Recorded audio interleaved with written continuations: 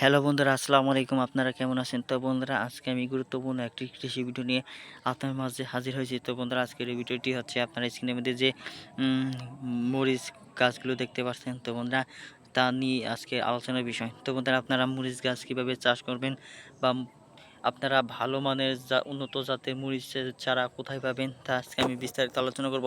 তো বন্ধুরা, আপনারা স্ক্রিনের মধ্যে যে মরিচের চারাগুলো দেখতে পাচ্ছেন, এটি কিন্তু ভালো মানের উন্নত জাতের মরিচের চারা। এই মরিচের মধ্যে কিন্তু বন্ধুরা অনেক ঝাল রয়েছে।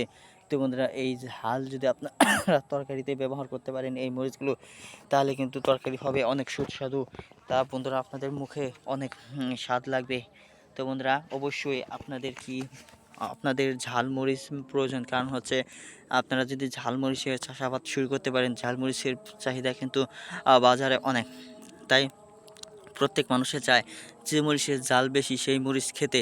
তো বন্ধুরা, সেজন্য আপনারা কি করবেন, আপনারা জমিতে কি গ্রামগঞ্জের যে কৃষক রয়েছে তাদের কাছ থেকে যোগাযোগ করবেন। গ্রামগঞ্জের কৃষকদের সাথে যোগাযোগ করার পর বন্ধুরা, তারা আপনাদেরকে যে ভালো মানের মরিচের বীজ রয়েছে সেই বীজগুলো আপনাকে দিয়ে দিবে।